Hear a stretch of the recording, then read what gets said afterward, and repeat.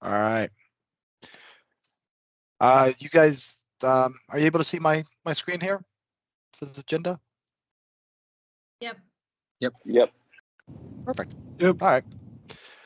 Well, we appreciate the time today. Guess I wanted to kind of get everything started. Kind of starting off with agenda, really of what our plans are today, to kind of review everything, and hopefully this is pretty simple.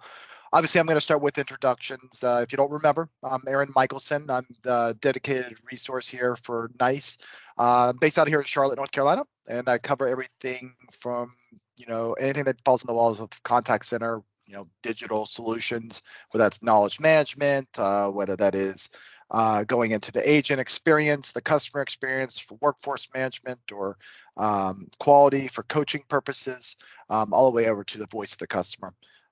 Obviously, I have also Hope on the line, which is my technical overlay. I think I said this last time. She's my left-hand woman. I'm her right-hand man, however you want to put it as. She is here to help out with any questions. You'll be hearing from her mostly today over the demo, as we kind of review everything and kind of go through everything. Like to keep this as interactive as possible. So as we start to go through the process and the journey and the demonstration, please jump in and ask as many questions. Tell us what you like, what you don't like. If we start to kind of go through something today and it's not something that you are interested in, and it's not hitting the mark, please let us know that. And then vice versa, if there's something that all of a sudden you're like, ooh, that reminds me, I want to talk about this, let us know that as well, and we can kind of see if that's something that we can talk about at that moment, or if it's something in the later in the presentation. So I also on the call today have Bill, which is my counterpart here, which is here to help out with any of the CX1 solutions. So we work hand in hand with you throughout this process. So I think you were speaking with him as well last week. And then as well, I have a couple other people that are going to be for technical overlays, working with us on any kind of discussions. That'd be Eric Mason. He also is a counterpart, just like Hope is as well, for technical questions. So just wanted to kind of give you who we are, and we'll kind of go from there. The other agenda that we'll be talking about is what customer expectations are. When I say customer expectations is what are your customers looking for today, and then how is that addressed? So that'll kind of take us into NICE CX1 overview, really what we're doing to help out with those expectations, and what our process is, and what we have solutions moving forward. And then obviously we'll quickly get into Hope's demonstration of everything, so you guys can see what it looks like and how it, and answer any questions. And then we'll kind of wrap everything up with next steps and questions and answers. So it's a pretty simple agenda for today. Hopefully that doesn't bring any surprises of what I brought up there. Is there anything you guys wanted to add or change with that agenda? I guess start with. Are you asking us like at CPI? Yes. Nope, so far it looks good. Pretty simple. I wouldn't expect there to be much change, right? So I sent this over yesterday, and I think you guys confirmed that everything looked good of what you wanted to review as Hope goes through the demo. Obviously, pretty simple, pretty involved in your guys' process of what you guys are doing, whether that's going to be the digital solutions for website guidance, knowledge management, obviously coaching, analytics solutions, and so forth. We're going to break it down into kind of really 3 different categories. One is, really where the customer starts their journey. Second is agent perspective of what it looks like from the agent side, and then obviously what a supervisor's perspective is. A lot of those will overlap or bleed into some of the different solutions. So like an agent's view, supervisor may be able to see a little bit of the agent's view as well, so forth. So I think you guys already confirmed that this is what you wanted to look at. Is there anything else, now that you have had time to kind of think about it, that you wanted to add or change in this aspect as well? Are we gonna be seeing like a live, like you have an actual demo of what the system looks like? Yep. Yes, you would. So we So also wanted to kind of see what the, I guess, get some information on like the outbound dialer. okay. Yeah, sorry, outbound, I am planning to cover that. I did notice too that it got left off the one we sent you, but that we're Okay. absolutely gonna be covering that. Yeah, Okay. Okay. sorry about that. Yep. So perfect. Well then we will kind of keep Oh, going. sorry. Oh, One more thing. yep. We also mentioned like the integration with Salesforce Yep. and what that would look like.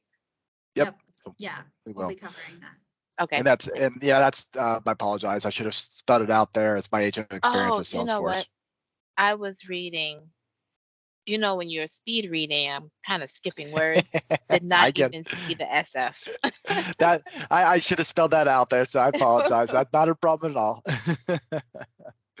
um, I'm glad you brought it up though, because we definitely want to make sure that everybody knows, where it's being initiated and everything. So, all right. So this is a lot of numbers here on this slide, and this is a little bit about NICE. And there's a lot of important stuff on here, but I mean, it's, obviously we have 25,000 customers, 7,000 employees, over 150 countries, but that's not really to me, that's really not the important part. What I think that I want to make sure that people that they see is 2,300 R&D professionals.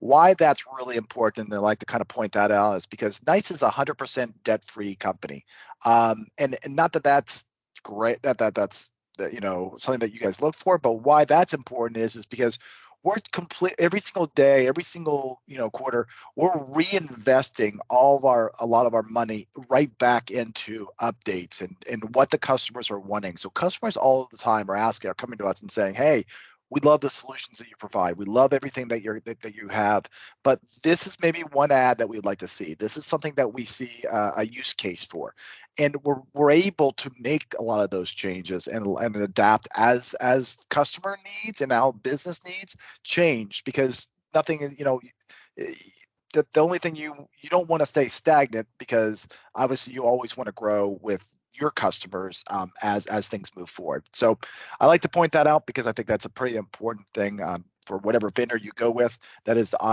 constantly growing with you as a customer. So,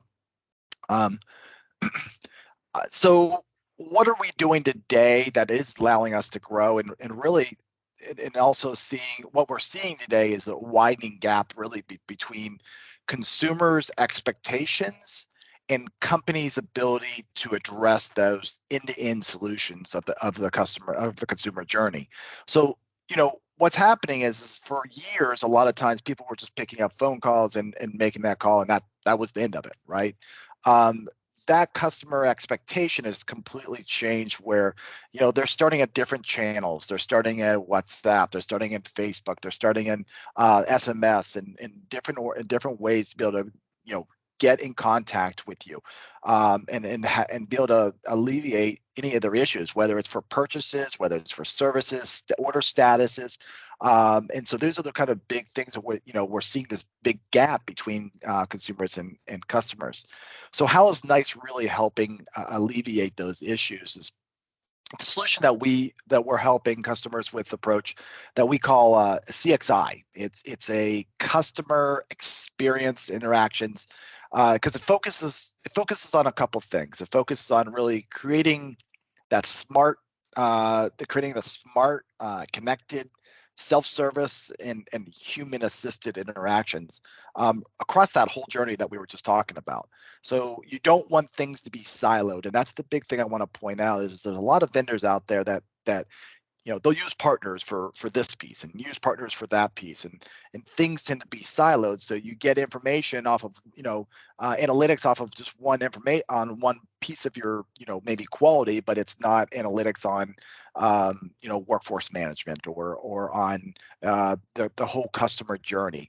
So you're not seeing that whole platform. I think you guys mentioned to me that you can't see the whole journey of your customers today, and so that proposes a problem, right? So you want to make sure, and the one thing I want to point out is that you have a unified solution.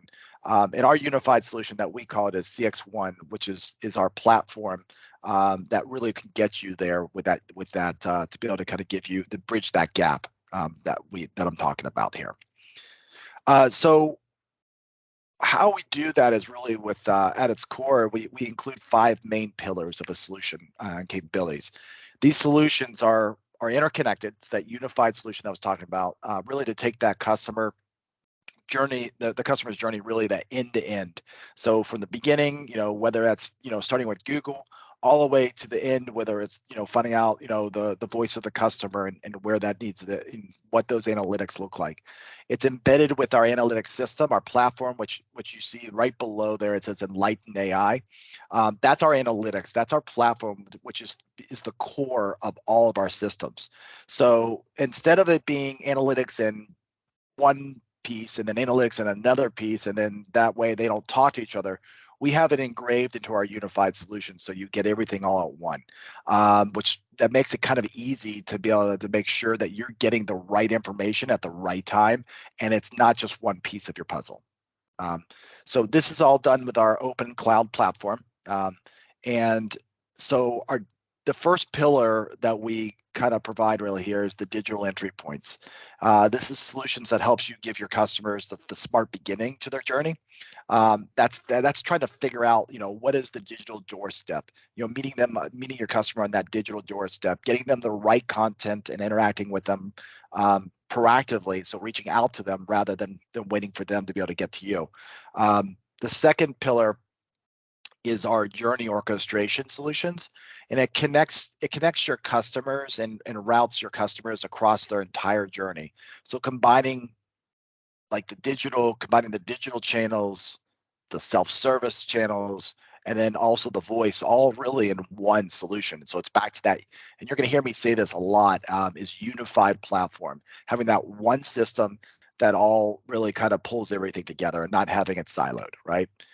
The third pillar is providing that smart self-service capabilities that helps you really build that intelligent automated conversation. So it's based off of really 2 things, and based off of data that tells you what your customers really want and how they want to express that. So, what is the intent that they're looking for? And then how are they wanting to express that? Is it on what channel? Is it on WhatsApp? Is it on is it on just a phone call? Is it all the above? Being able to escalate, from a text message to a digital chat to a phone call. So the fourth is really, when it comes to contact center agents, is we're providing that smart way for them to be prepared for the interaction. So letting your agents be knowledgeable, so they can really create that personalized and that unique interaction and resolve their issues really quickly, and not making it just broad and thinking that one size fits all type of thing. So you want to make sure you have that specific information. And then last is all these, our entire suite is really based off of, has everything, has the workforce optimization. It's based off of our analytics, the voice of the customer, and our automation is there. It's there to help you understand and analyze and improve the customer's journeys and the customer experience. And all these pillars, as I mentioned at the very beginning, is based off of that analytics platform called Enlighten AI. That unified solution. So keeping the analytics through everything. Once again, I'm going to say it. It provides specific predictions. It gives you actions and smarter forecasting for your agents, soft skills, behaviors, all the way through predicting customer CSAT. So, of course, these are all solutions that are integrated as part of our solution on our cloud platform. But hopefully that kind of gives you a quick overview of why NICE. And what we have to kind of speak to. I'll hand it over to Hope because that's to kind of start the demo. I don't want to waste. I want to make sure that we have plenty of time to kind of review everything that you guys are looking for today. So hopefully that helps what we're going to try to prepare for today. Hope, on to you. Thanks, Aaron. Alrighty. Can everybody see my screen? You should be seeing the CPI website. Not yet. Yes, I see it. Yep. Oh, there it is. Okay. All right, great. So as Aaron mentioned, we're going to take a look from the customer's perspective first. From there, we'll transition into the agent perspective, and then we'll move on to the administrative portion. So the first thing that Aaron was kind of mentioning earlier is that we're seeing a really big shift in what customers expect, and also a pretty lowered attention span. So we've been seeing a really big increase in demand to contain customers on your website, and also that's gonna increase the amount of customers who are able to self-service when they can find what they're looking for on your website, and they're engaging less with your agents on the back end, and the hope is to lower your inbound volume. So the example that we're going to see here is a customer who's been maybe back and forth to your website a few times. They're looking at something like, I've selected the camera options. And from there, we're able to track their usage on your page and say, okay, they've been looking at this quite a few times. Maybe we should offer them some type of promotion. So here we have a little pop-up that says that they can save 10% on their security camera, and that they can click here to get a code. So this is just a really simple example of using a code, but there's a lot of other information that we can display to your customers to decrease the amount of friction that they encounter when they're trying to navigate through the website. So this is really meant to increase your conversion rates with your customers and increase that containment, keeping them on their journey that they set out for when they're looking at these home security systems, trying to increase the chances that they're going to end up going with one of your products and not that they're finding your website difficult to manage and moving on to the next. So are you guys tracking any type of website usage with your customers today? We do. We track Okay. everything. Oh, okay, cool. How are you guys leveraging it today? We have an entire team that does. Okay, a dedicated team. Our data analytics team. Yeah. Yep. Okay, In cool. marketing. Yeah, so this tool also is specifically meant for business users. It's no code, and you can use it in tandem with those metrics to see where the most opportune moments are to affect that journey in a positive way. So any questions? And like I was saying, there's a lot of different content you can put into this. You can put text, you could put a PDF, you could put a YouTube video or anything like that. You can also solicit feedback on if the content was helpful to the customer's journey. Any questions about how we can guide the customer and help them with that journey? They can also take you to an agent or at least a bot type of solution. So you can do a lot of different things with that as you decide you want to move forward with stuff. Yeah, and there's also tons of triggers. So the example that I was using was somebody who's returning to the website, 5, 6 times. But you could also do it if you see that they're stalling out on a page. Okay, they've been here for 30 minutes. Maybe we should offer some type of proactive guidance to help them stay on our page instead of abandoning.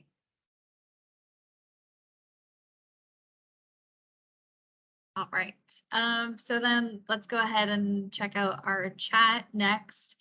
I noticed that you guys go straight to a live agent. Do you mind telling me a little bit about what your plans are for your chat, or if it's designed that way for customer experience? It's moving 100% into Salesforce. So the chat will be driven by, yeah. Okay. All omni-channel everything will be driven through Salesforce. So the NICE or whatever platform we use, it's primarily, most of these people will be working out of Salesforce, which is why we wanted to see what the interaction looked like, because most of these people will be using Salesforce. Yeah, absolutely. That's the next part. So we'll definitely get into that perspective. Are you guys though planning on automating any of the chat, or you're planning on keeping it as a person who's always answering the chat? I think if we automate it, that will be later on down the line. I think right now it's probably going to stay the way it is, where they connect to a live agent. Okay, sure. So then we'll review the chat piece super quickly, and then that will feed directly over into what the agent perspective would look like in Salesforce. So just a few things to keep in mind, and as you guys expand in the future, just so you know what options are available, we're going to see a few different things in this chat.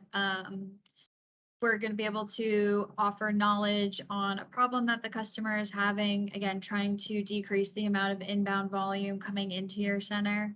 And then we're also able to get some type of identifying piece of information. In this case, it's going to be a phone number. And from there, we can grab all types of backend data. And then we can also interface with other backend systems. You know, we could grab stuff from Salesforce.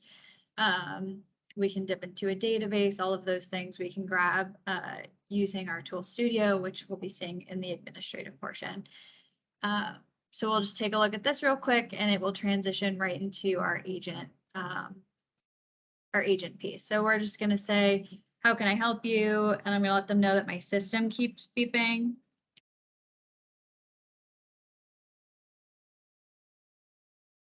I can't turn it off.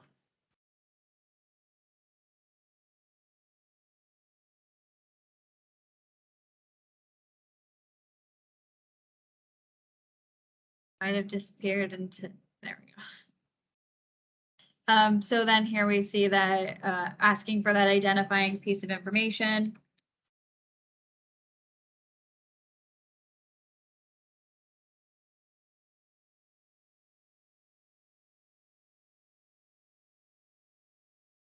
And then we're being prompted, hey, do you want some additional information on how you can troubleshoot your system? So I'm going to let them know that, yes, I'm interested in that. And this is a big piece of our knowledge management, is we can have it presented to the customer.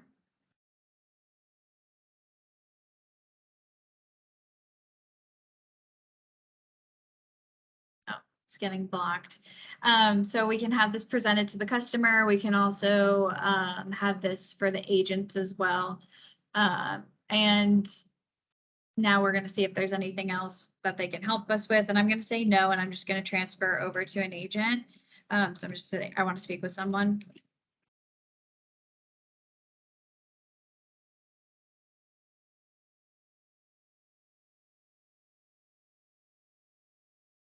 And then from here, we'll go ahead and transfer over to our agent experience.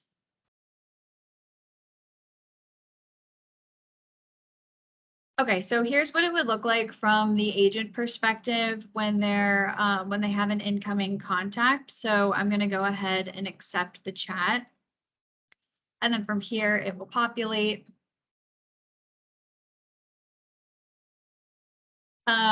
And so what's great about this is it's that omni-channel thing that we're always talking about, which is that I'm not missing any of that information that's coming up. So I can see from the chat everything that's been discussed previously. And it'll be a very seamless transition from here. So sorry, just give me 1 second. I'm going to restart this chat because my internet is running a tiny bit slow and it's causing a delay. So I'm going to restart this guy real quick so we can see it a little bit better. Just give me 1 second here.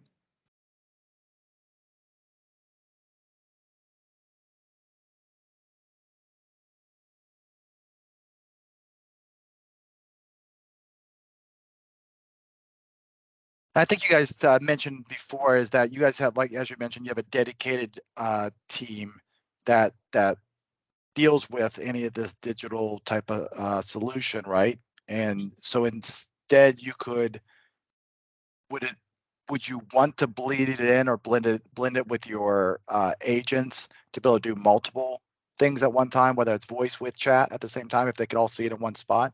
Some of them do. Okay.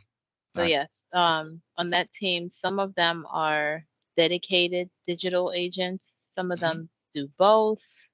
Some of them are only calls. So it's a mixture. Perfect. that specific team that I was just referring to, they are not using Salesforce yet for like the phones and stuff like that. So they're still using the software that comes with the phone system.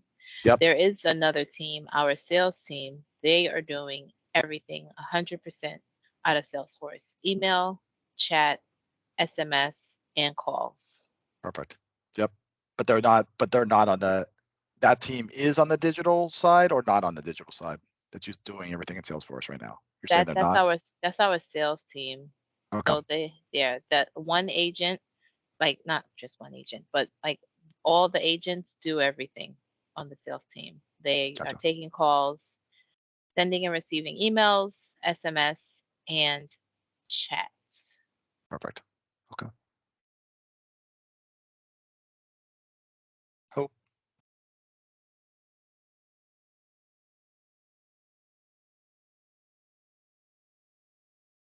Sorry, I'm just waiting for it to populate here already. So sorry, I'm just having a tiny bit of latency with my internet here. So apologies for that. Another thing that I wanted to talk about how we're able to help the agents when they receive an interaction is we're able to pop that customer information. So again, because I gave that identifying piece of information on the front end, I gave my phone number, I can then identify who this customer is, and I can kind of arm the agent with that in real time. So we can really do a lot of things on the back end because Salesforce does have tons of APIs that are open. So in the back end, you can configure it to have a ticket created, or if it's a new customer, get the ball rolling on that, collect it on the front end. So you can really make it a lot easier for your agents in a lot of ways, because luckily Salesforce is a very open platform. From here, you can also, we do have some other tools that they can use, such as a quick reply. If there's replies that your agents are giving all the time, you can just have them loaded into here. And then like this one's a promotion, I could just click on it and then have it auto populate and send it to the customer. Another great thing here is going to be the seamless elevation, because sometimes you might start on one channel, but there's a need to switch to another. If you need to switch from a chat to a call, if you want to send them an email, send them a text message, all of that can be done right here through this panel. So any questions about the chat piece or the elevation?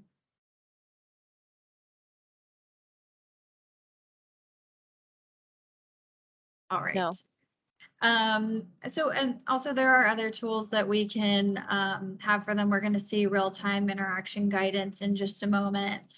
We can also provide knowledge for them, and the article that did get popped for them earlier, I just wanted to close the loop on that one. Sorry, because I had a pop-up block it. So it's this type of article that we would also be able to provide not only to the customer if they're having a problem, but also give it to the agent if they're working on a more complicated problem. Let's say that this didn't solve the problem, we could also send it over to the agent and say, hey, they've already tried these steps, so don't send them the same thing again. Okay. So I'm going to go ahead and close out this interaction. Let's assume that I fixed their problem here. And we're also able to memorialize this interaction that we've had with our customer. And it has the information that we've discussed. So again, it's whatever information that you're trying to get into Salesforce, we can do all that stuff automatically just using the APIs that Salesforce has available to us. All right, so the next thing, I'm going to switch over to our outbound dialing real quick. And just one thing about our outbound dialing that's interesting and unique to us is our patent technology. So we call it personal connection. And the reason why it's special is because, when you're outbound dialing, sometimes there can be a gap when your person on the other line is picking up the phone and they say hello, and then a lot of times we aren't able to connect to the agent fast enough. So the agent is kind of the person just sitting there going, hello, hello, hello, hello. And then there's no agent, so they hang up. High abandonment rates. With personal connection, the name, it definitely describes it well. It's there to increase those connection rates and actually getting the hello, hello moment instead of the hello, nothing, hang up. And we do have a few different dialing modes. So we have predictive, progressive, preview, and we also utilize agentless methods. What is it that you guys are using today for your outbound dialing? It is called Power. So Okay. I don't to describe it. Once the customer answers, that's when it connects it to an agent. So the dialer is just making calls all day. It gets Okay. it gets a hello. That's when it connects it to an agent. Okay, cool. And what are the improvements that you guys are trying to make for your dialing process? Or you're just seeing what's out there? Just seeing what's out there. So the current phone system that we're on is coming end of life. The middle of 2024, I believe. So we are just trying to just see what's out there, see what our options are. Okay, gotcha. And your list management today, that's your list management system going out and grabbing the leads that you get from your website? The customer puts in a request for someone to contact them about getting a quote on a new system. Mhm. It gets put into the dialer and it starts calling them. Okay, gotcha. Yeah, so we would be able to do something similar with the list management piece, go out and depending on the frequency that you've decided on, we can go out and grab those leads, put them into a list and upload them into CX1, and then it's ready for the agents to use. If we switch to a dialing mode here, I'm gonna go ahead and switch. And what we're gonna see here is I actually get a little bit of customer information. I'm getting a preview before I pick up, so I have a little bit of background. This is totally customizable. So it depends on the type of information that you're putting in your list. And then from here, I'm gonna decide to accept it. I put it on mute so I don't get terrible feedback. But then essentially that's how it works. Once I hang up from this, I can choose to put any type of after work notes on it. And then I will get the next contact that will come up that I'm ready to deal with. That pop-up with the customer's data, that was not a Salesforce pop-up, was it? No, so this is information that we've gotten from the list that we put into CX1. So this is customizable, but also you could do an additional type of Salesforce related pop, kind of like we had for this one when we had the chat. So we could also work that type of data in as well into the list. Okay, because that's what we would want. We would want it to when the customer puts the web lead in, it's getting created in Salesforce. And then the contact information is being sent to the contact list from Salesforce. Is Okay. is your dialer able to do that? Because that's what would prompt. Yeah, yeah, absolutely. So that Okay. would just be a column in the list. And so what we would do is we would just grab that data from Salesforce that would have their record information for that specified number. And then when they pick up the number, we could see their information. Okay. Yeah, and I was gonna just chime in real quick, Hope, too. For our list management capabilities for our Salesforce integration, we can actually leverage our, excuse me, got a little tickle. We can leverage our proactive access communication, which is basically a extension of our personal connection outbound dialer to continuously reach out and say, once the dialer, the list reaches 5 or 50 records left, automatically go out to Salesforce, and based upon, what types of lead columns you want to look at or types of contacts you want to pull in that list, automatically do so. And then we can also set priorities on those outbound dials, right? When did that lead come in? What type of request is it? Do they have an escalation in the system already? Anything like that? So all that can be done dynamically, and you're not having to manually upload lists or anything like that, but rather just get that data in Salesforce and then let NICE or CX1 automatically reach out to Salesforce and grab that information.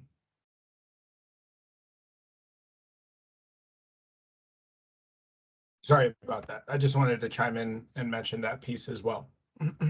Oh, yeah, that's no problem at all. It's good information.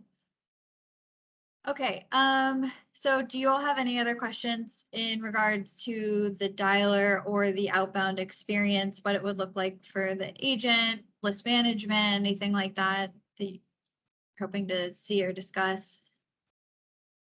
Is it kind of like easy to customize? So can you do like redials if we call, so they put the web lead in, even though they requested a call, they don't answer when we call them. Can we set that call, that contact on the list to be priority and maybe call back within an hour, call back within 30 minutes? Yes. We're able to do, okay. Yeah, and you could also chop it up by time too. So let's say we called somebody back, they didn't answer, and but we don't want to call them outside business hours, right? Like maybe we don't want to call them at 10 o'clock at night. So you can also set the parameters for what times people are calling back. So all of that is easily customizable. You could also set up steps as well if you want to call them first, then if they don't answer, email immediately after. The next day, send them a text, and on the third day, give them a call before marking that record as, incomplete or something. Okay.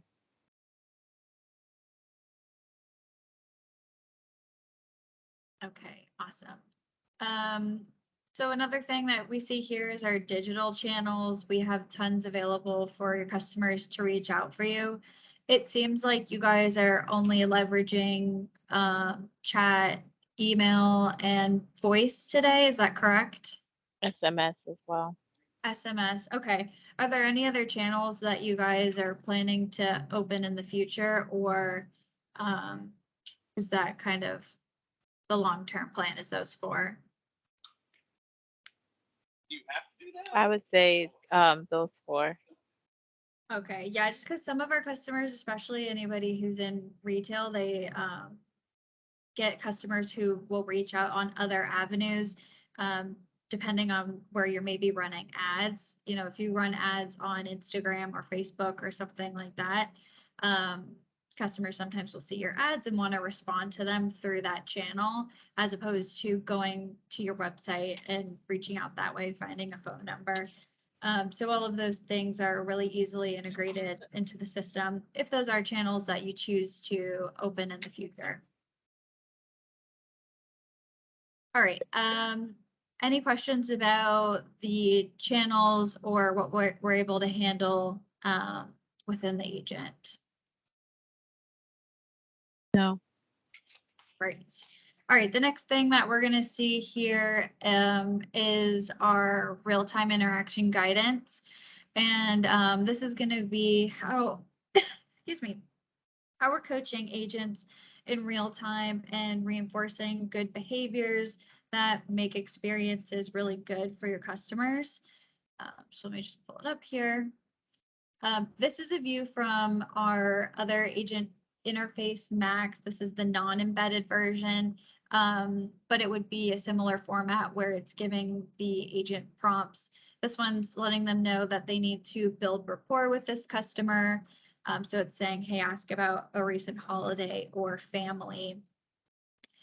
So it's just going to sit there, listen in, and start to work on those behaviors and work on the soft skills with that agent, because those are what we've seen as being traditionally very hard to teach and enforce. But when you have something there with you the whole time, reminding you of what the appropriate steps are, then it's a lot easier to build up those good habits to learn, how to build rapport, demonstrate ownership. All of these things are really important when it comes to working with your customers. Another thing we can see here is churn. So the system's able to identify if this customer is at a high risk for churn. And then from there, the agent can take the appropriate steps instead of a situation where we lose the customer and then we're coaching on it later and telling the agent, hey, next time when this is happening, please take these steps so we don't lose the customer. And in this case, we can take the proper steps to make sure that the customer doesn't leave initially. And it's just, again, reinforcing those good behaviors. They get an overall sentiment score, as well as these guidance scores for proven behaviors for customer experience. Are they listening to the customer? Are they talking over them? Are they demonstrating ownership? All of those things that make a good customer experience, and also ultimately make the lives of the agents easier, because when the interactions are going smooth, it's a lot easier for them to feel comfortable in their environment, instead of when you get an angry customer and you don't deal with them right, and it just keeps getting worse from there, which we all hate to see. So this is a great tool for that. Are there any questions about the real-time guidance piece?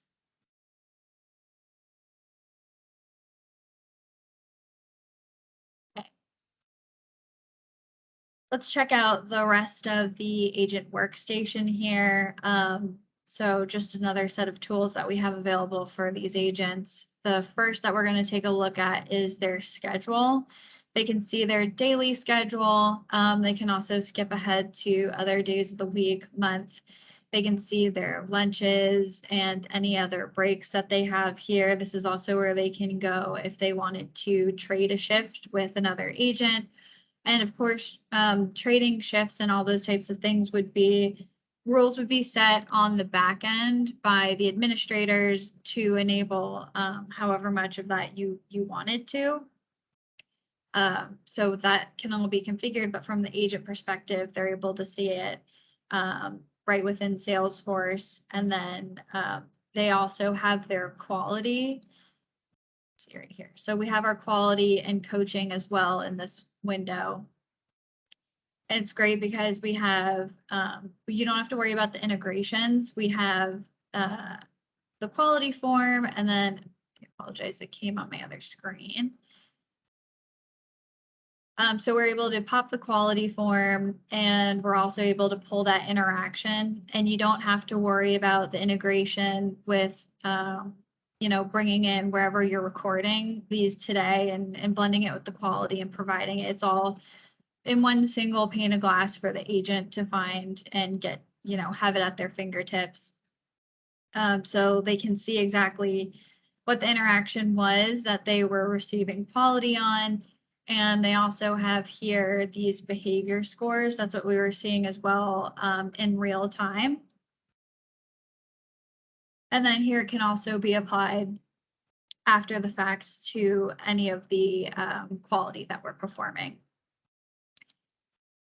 With the quality form, you can make this as interactive as you want with your agent. So we have self-evaluations. You can also just have it set that the agent acknowledges the quality was performed. So if you didn't want them to give input at all, you could also make that happen. So the system can also automatically give them a score based on weights that you've applied on the back end. Are you guys, what does your quality program look like today? So we have a dedicated team that takes care of that as well. It's done within the phone system. I am not sure like what their standards are, so how much they're required to do a week and things like that. I just know that we do have a dedicated team that takes care of that.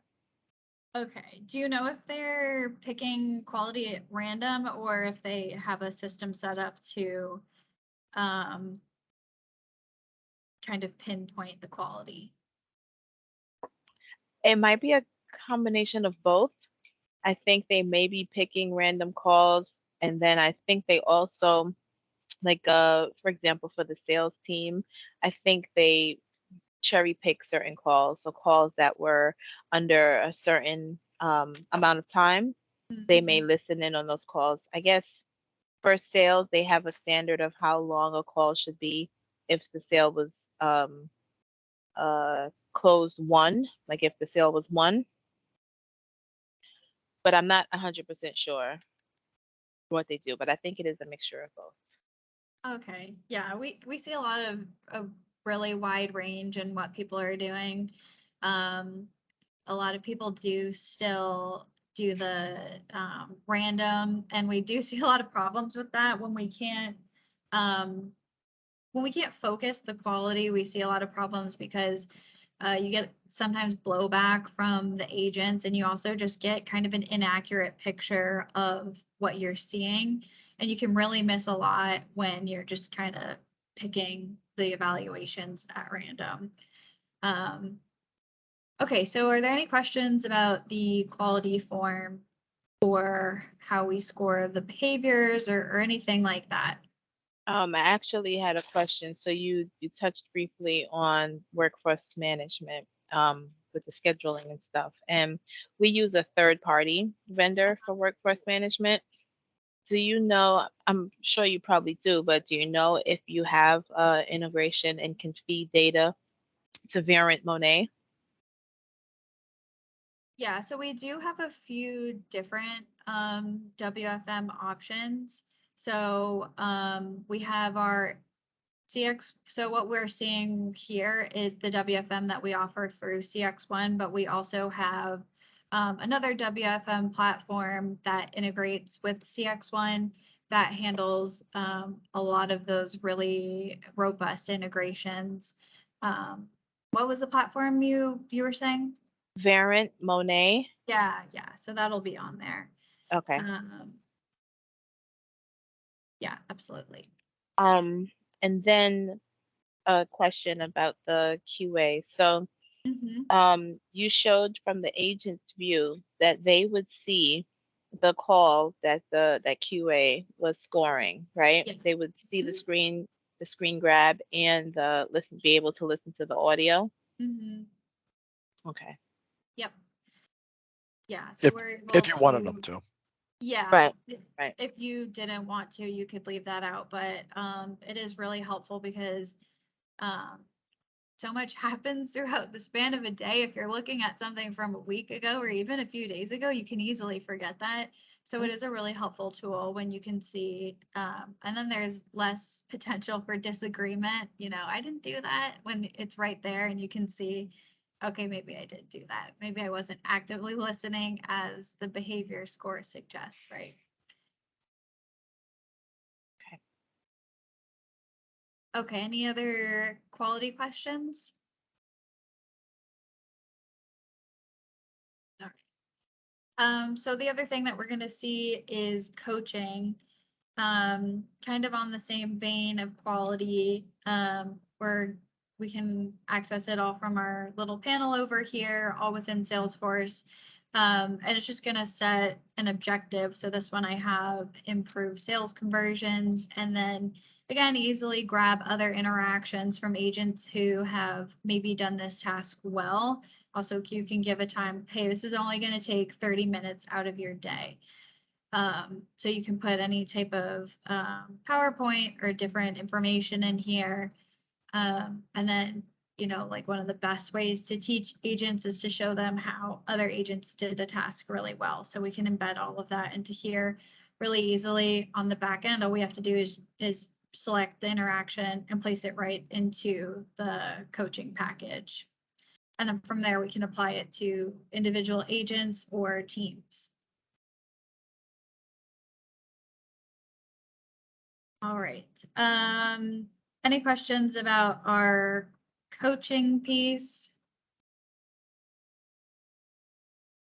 Okay.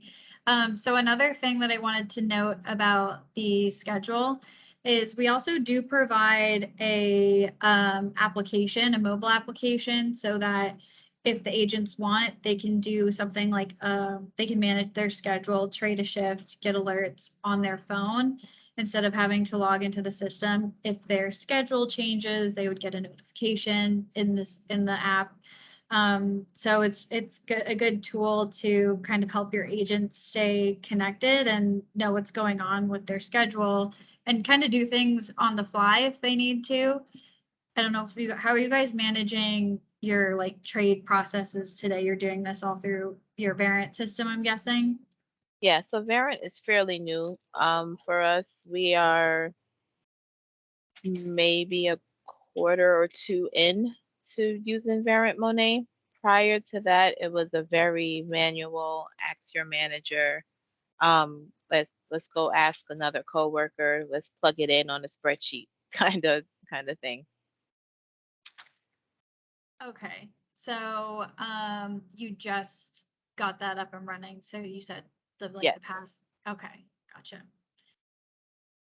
Alrighty, so I did have one question. So you mentioned a mobile app. Does this mobile app allow the agents to do anything else other than manage your schedule? So it is specific to the agent schedule and the WFM piece of the platform, but we do have SDKs available if you already have something and you wanted to add on to it, for example. So that's also an option if you had something in the works or you're building it out. No, we're not, but I thought our CDO mentioned that you guys had an app for the agent to use. I think, So, Yeah. Yes. oh, you do. So like for interactions. Are you talking about like for outbound calling and inbound Ye- calling types of like that? Yeah. Yep. So we use a third-party app that I think most of the carriers tend to use or vendors tend to use. And it is an app that you use for outbound calling and inbound calling. So if you're out, if the agents are not, at the desk or if they're out and about, they can actually use that app. So it's just for calling. It's not for any other like digital interactions. Eric, do you know Eric Yeah. or Hope, do you know the answer to that for that app? Yeah, with I our didn't. turn of switch integration, you can take all of your different interactions as long as they've been configured to be routed to that application. Okay. I didn't want to sidetrack us too much. I just, once she mentioned apps, I figured I would get that question out before I forget. Yeah.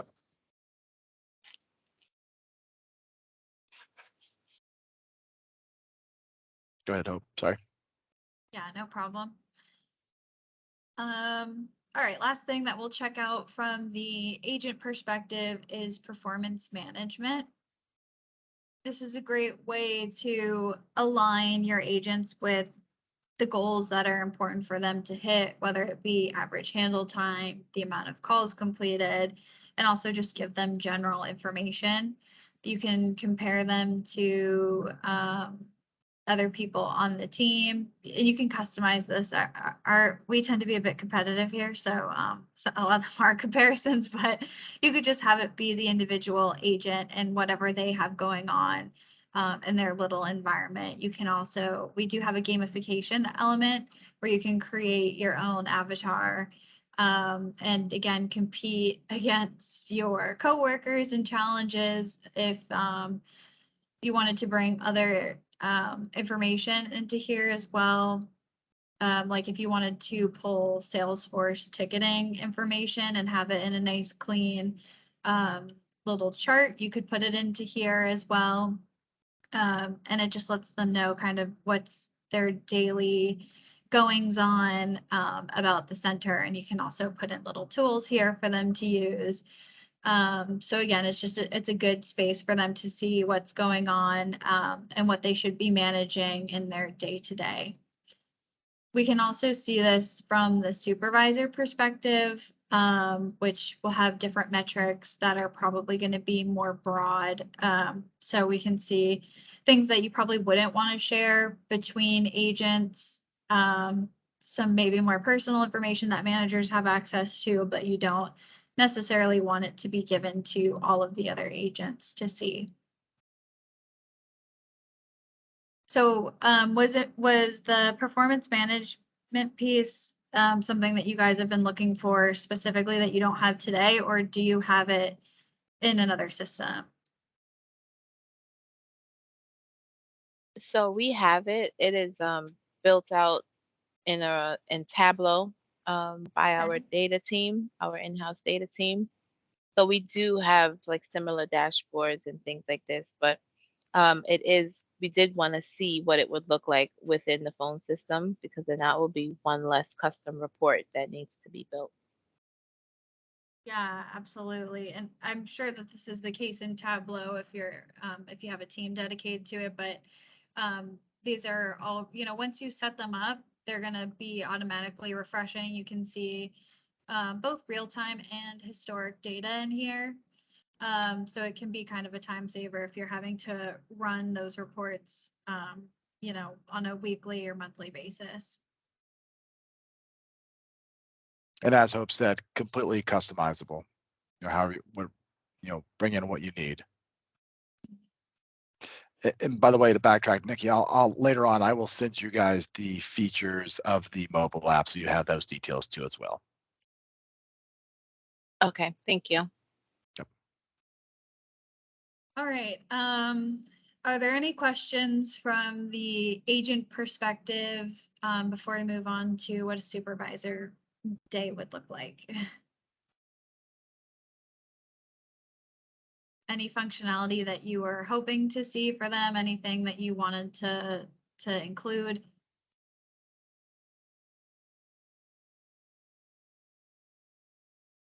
No, Would you guys be using the gamification piece? that would be a good question. I don't see why they wouldn't, especially for sales. Do you guys have a marketplace today, like kind of like fun things like, if they were to win, if somebody was to win, they would get like, I don't know if people come into the office all the time, but free parking spots or even like monetary stuff, $25 gift card or to Amazon or things along those lines. Would I that be don't something? know. I don't know much about the other departments. I think I probably spend way too much of my time in sales, but on the on the sales team, yes, they do have like monetary incentives and things like that, Okay. for like conversion rates and all of that Yep. other good stuff. Okay. Yeah, this kind of keeps them kind of on board and kind of Yep, interested into it. incentivize. Yep, that's right. Hey, I'm in sales. I'll take an extra couple dollars whenever I can. So Mm-hmm. I'm still waiting on my nice branded polo shirt, but all right. So let's go ahead and switch over to the supervisor perspective. And we'll start off with our live monitoring. I don't know if this is a tool that you guys are leveraging at all today, the live monitoring. So like listening in on active calls, Yeah, or yep, so yeah, yep, checking out their screens, that type of thing. yep. Yeah, Well, with so the screens, I don't think I don't think we're able to view the screens during a live call, but we are able to listen in on the call, on a okay, live gotcha. call. Yeah, it's a popular feature for sure. Especially when people are working from home, it's hard to keep track of what everybody's up to. So we have a great supervisor view where you can see what it's a little bit pitiful because it's just me in here. Um, but you can see the agent states, you can see what type of channels are people working on. Again, these are all me. I'm extremely busy with my digital chat, my Facebook and all that. And then you can also see by queue and if anything's out of SLA. So it's really a great high level tool where you can see what's going on in real time with your agents. And then further from that, you can really drill down on what individual people are doing. So you can see the different actions that we have here. I can view the screen. I have my screen turned off, so I won't, that's why it's grayed out. But if you enabled it, you would be able to see what they were doing. You can also coach them. You can join their call. You can force them to log out if you wanted to do that. Of course, you can see their state, how long that they've been there. And then we do have additional metrics that are specific to that agent that you can click through. So you can see the assigned contacts that I'm working through, also any skills that I have assigned to me, as well as the proficiency and all of these things you can edit on the spot if you wanted to remove it or change the proficiency. Also, you can see the different states that the agent has been in for the last 24 hours. I've had a lot of available time. I've had almost an hour of working. So you can go through it, and then as well the contact handling and what they're able to handle at one given moment. Great. Any questions about the supervisor or the monitoring? So this looks like it's monitoring from the agent standpoint, individual agents. Does the supervisor have access to monitor the queue? So to see what's kind of going on in the queue, not Yes. just from an agent standpoint. Yes, so the only reason why is because I'm the only person working. But Gotcha. yeah, so sorry about that. But so you can split it up any view that you wanted to have, and then you would be able to see if there was anybody else besides me, you'd be able to see it. So it's Okay, just, so yeah. where it says agent states, if there were 10 agents logged in under this queue right now, it would say 10 in that circle and it would show a Yes. breakdown of the 10 Mhm. state. Okay. Yep. Yeah. And then so channels, what would that look like if it was more than one agent? Yeah, so it would just add on whatever stat. So if there was a second person and they, let's say they were doing the exact same thing, all of these would be doubled and this would be 12. Okay. Okay. Yeah. So we have a lazy little contact center with just me today. Mhm. Sometimes we'll get like up to 4 people, but today it's just me. Okay, are there any other questions before we head over to some of our dashboarding and analytics? Alrighty, let's head over there then. So the first thing that we're going to take a look at is our dashboarding. And this is going to be really those key metrics that the supervisors want to look out for when they're logging in for the day, throughout the day, so they can be aware of what's going on. We can see our service levels here, average handle time, speed of answer, who's available and unavailable, as well as different categories, team performances that are going on. So when we were looking at the quality piece earlier, I saw my form, I had 100%. And then overall team performance though is pretty low. We can see who's our low rated agents. So this is a good tool again for high level. All of these widgets are customizable and you can drill down. So some of these views are by agent, but you could do it by team if you wanted to, or the reverse direction. Same with service level, handle time, split it up by team. Pretty much put it in whatever view that you're looking for. And this is one of the benefits of having everything all in one is we have tons of different metrics to choose from between quality, ACD, WFM, and analytics. So if there was maybe an ACD, I already have a lot of ACD. So maybe if I picked another quality, if I wanted to put in the agent scoring, I could just drop it right in here and it'll populate.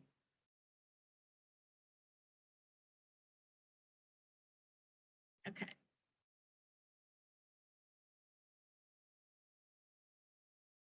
So from this view, we're able to kind of identify any issues that are happening, particularly around if we have a negative SLA. And one of the tools that's going to help us kind of do a deeper dive into that and what our problems might be within the center is our analytics. And this is a really robust feature that we have within the platform. And it's something that we've seen other customers struggle with is being able to have your call center analytics all in one place. A lot of the time we see that customers are having to remove the data out of the system and then do their analytics elsewhere, somewhere like Tableau. So here we have them all included. And we're able to take in 100% of the interactions. So we really alleviate any blind spots that are happening that you might get with traditional methods for performing the analytics. You can also split up by workspace. So I have my pieces that I'm interested in. The first one being what's going on in my center. What are people talking about? I always split it by sentiment. Blue is positive, red is negative. We have neutral, and then we also have mixed sentiment as well. And all of these are drillable. So if I'm seeing that there's issue, I'm seeing website supervisor, all these things are negative. And what I can do is see the actual interactions within the platform. And then even further from that, I can check out the interaction and what was going on. Why is this negative? I can see similarly to how we were able to pull it for our quality, we're also able to pull it for just digging around within the system.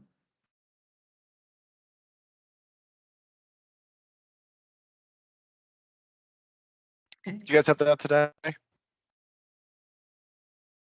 Nikki, Say that again. I'm sorry. do you guys have that today? Are you using analytics solutions around be able to see sentiment and different No. soft skills? No. Is this something? I think during our conversations you mentioned that you guys mentioned that this is something that you guys were looking to be able to. That's highly use? desirable Yes. from the business. Absolutely. That's yeah. highly. Okay. And then how would you guys? What would be a use case of how you guys would use it? I assume just Tyler, It wouldn't did be you- us. It would be in the business. business side. Sorry. Yeah. Okay. It would be the supervisors and management from the call center teams. Great. And one other thing to note specifically around the behavioral metrics is it's taking, because it's all done by the system, it's taking that human bias out of it. And also because we're able to look at all the interactions, you're getting a pretty good view about how your agents are performing. And we have reporting on it so you can see how they're trending as well.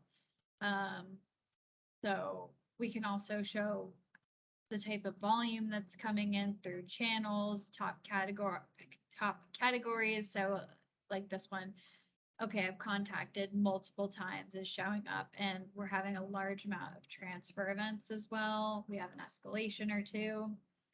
Again, really easy to customize and edit the workspace. Because we've been in the space for a long time, we really have a good understanding of the type of metrics and performance key indicators that people are looking for in their center. So you can just drag and drop and check out what is important to you guys and important to your center. What type of metrics are you guys tracking today in Tableau? I think, I'm not sure if all the business lines are using Tableau for reporting. Again, I probably spend way too much time with sales because that's where a lot of my examples and scenarios come from. But I know they're using it for conversion rates by agent, by department, web leads that come in, just individual agent performance.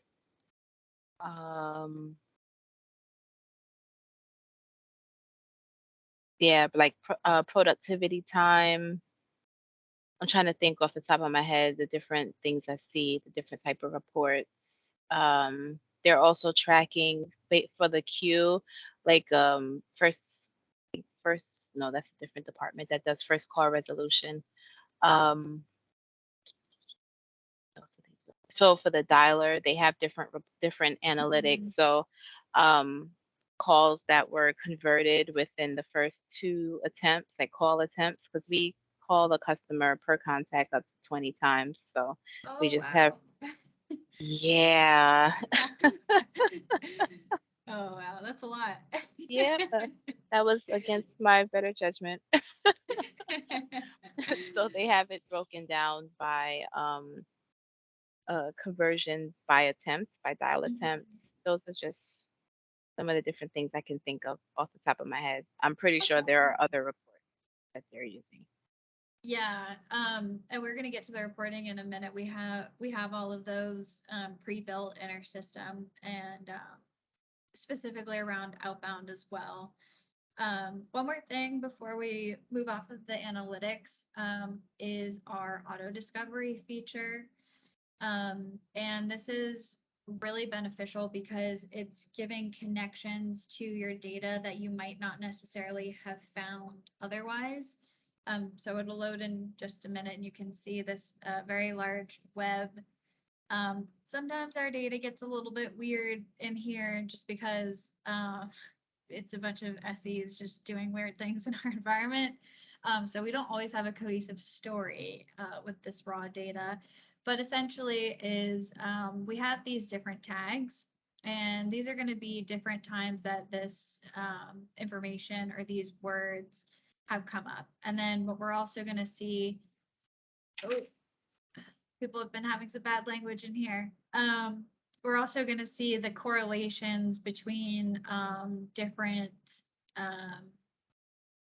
groupings of words. So for you all, maybe it would be that you're getting a high volume, and I'm sorry if this isn't totally accurate to your business, but it might be a situation where maybe you're getting a high volume of calls saying, you know, my alarm is beeping, my alarm won't stop beeping. And then you might find too that there was some type of upgrade, people calling in about their upgrade, and there could be a correlation there, and it's going to help you find that root cause to what your issues are in a way that might have been pretty hard to find otherwise. So it's a really great tool. We're trying to find sometimes things that are coming up all the time, they're just a symptom of a root problem. Or maybe it could come up that it was by a certain location or area, or maybe it was a certain technician. So there's all these type of things that the system will essentially reveal to you that you might not have had a chance to discover otherwise, or it might have taken you a lot longer. We're already tracking that kind of information, just not within our contact center. Okay. So you do this in. That's all done. That's all done by our BI. Okay, so information. this is your call center data, just in a different location, or you're not doing this with your call center data, is what you're saying? We're not, it's not being tracked in our call center. Information is being pulled out of the actual databases themselves for our call center and then injected into Tableau. Actually, there's reports based on, so like we do an upgrade, customer calls in, they're calling about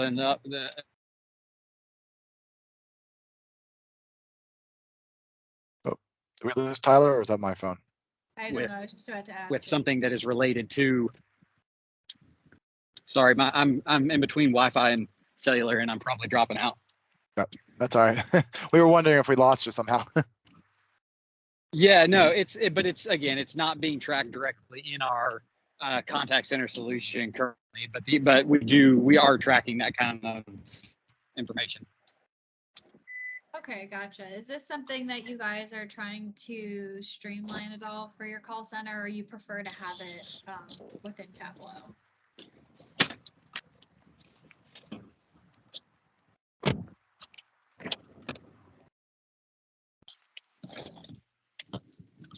Hey, Tyler. I mean, that would be a leadership decision up higher than me. That wouldn't be us deciding on that. I'm always for consolidating things. and having less tools, but that doesn't mean the business wants to do that. All right, yeah, I can understand that. So you guys know, if you want to start to consolidate and bring things kind of all into one view, it's definitely an option. We're really seeing a big push from a lot of our customers today. Just because it gets really bulky to have to manage all of these different individual pieces and worrying about integrations breaking if something has an upgrade. Whatever the case may be, we're seeing a really big push to unify a platform to be all in one, which is, what you're able to accomplish with CX1. Are there any questions about the auto discovery piece?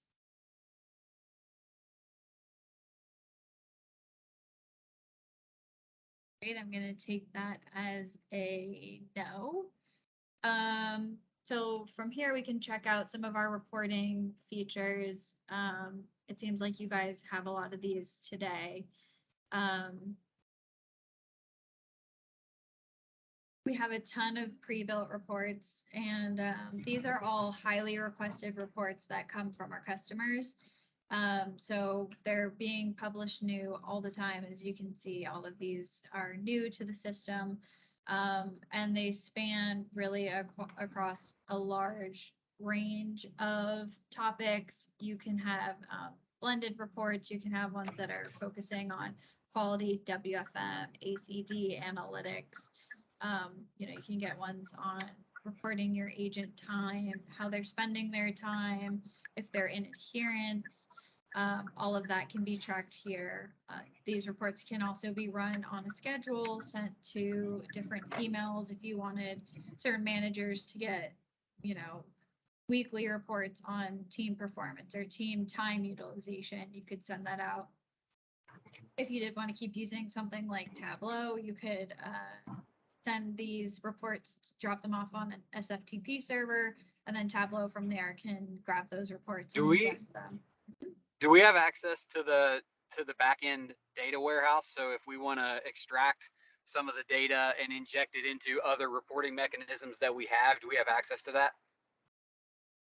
So I don't believe it would be the actual database, but you can pull the information out through an API or through a method like this. How are That's you? fine. Okay, because I just want to know if we have access to the data. I don't care how we can get it as long as we have access to be able to pull it via API or whatever.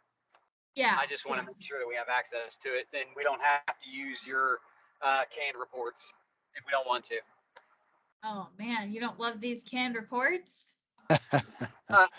That's I'm not saying that we don't want them. I'm saying I want to be able to build what I want to build, and you guys not own our data without giving us access to it. Right. Yeah. You have access to it. Yeah. Keep it. Go ahead. I was gonna say, keep in mind, this is all customizable. So these are reports they're put here, but you can also customize them the way you want them. And I think a customer brought this up the other day about this, is that that they really like about it is it's constantly bringing out these new, on the far left-hand side, as Hope said, the new reports. And these are based off of what other customers have asked for. So as these new reports come out, they might be to something that correlates with other contact centers, may be something you're needing. It's not as much that. I'm sure the reports are fine. It's more of if I want to take the data from the contact center and do correlations with other systems. Gotcha. And I may need that data, but I don't necessarily want the other system's information within NICE-CX1 or whatever the platform is. I just want to make sure I can get the data to do any correlations that I may need to do outside of the system itself. Yeah, understood.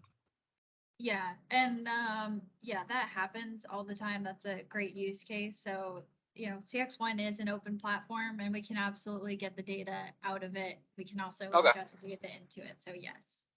What's your guys? And we may have covered this, and I may have missed it. What's your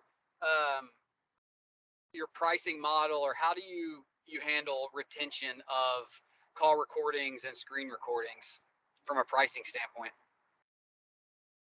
Yes, so the pricing for the storage is gonna vary depending on what type of storage you're using. So for us, we leverage AWS in the back. Okay. So yeah, so it would depend on, you sound familiar with I'm very, AWS. yep. Okay, right. So if you're storing, like in a glacial storage and it's gonna take a long time, it costs less, but it takes longer to retrieve the data.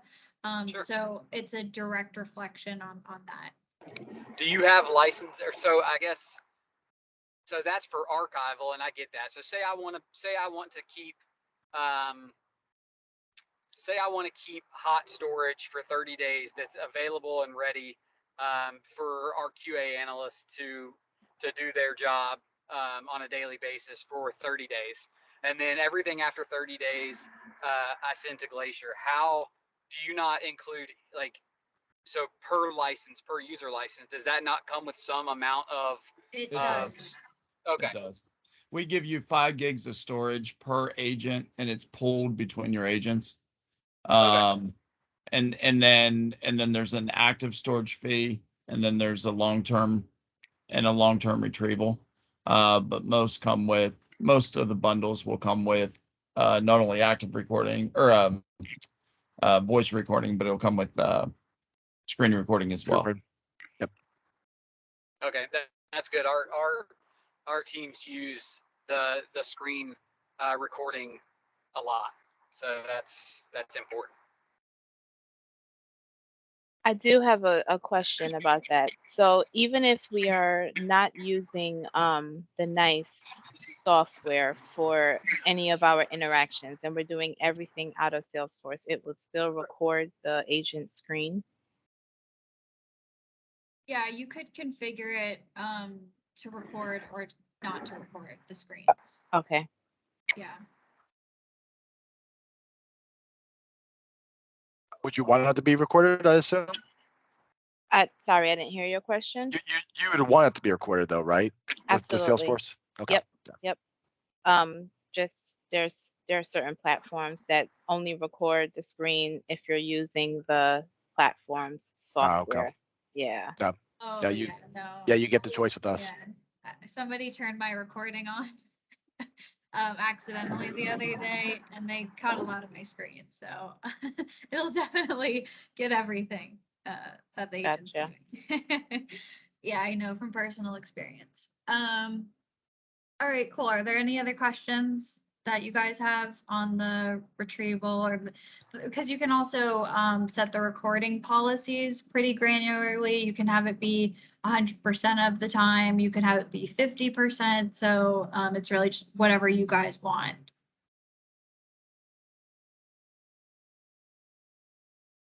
Sounds like it's closer to 100%. Oh, yes, you guys. absolutely. Okay. Definitely something that we can accomplish. Okay, how are you guys searching your recordings today, or you're just kind of pumping them into your quality system and then they take it from there?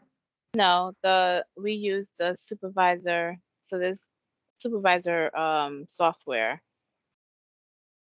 We have Pure Connect. So ICBM, so IC Business Manager is the software that we use to access recordings, as well as other supervisor tasks. Okay, gotcha.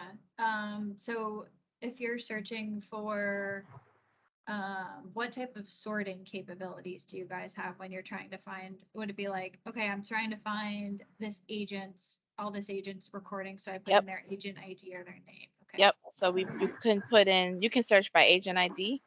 You can search all calls for a certain day. You can search all calls for a certain day between a certain time range.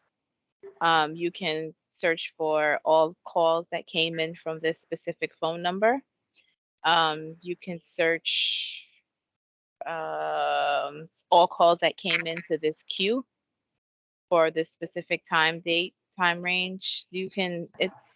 I haven't really found a scenario where I couldn't find a call I was looking for. Okay, cool. Yeah, I mean, as long as the data is there, you can filter on the attribute that's associated with it. Okay. one thing to kind of think about here is we do have quite a few filtering capabilities, especially when it comes to some of those soft skills and customer satisfaction, things like that, that we can apply.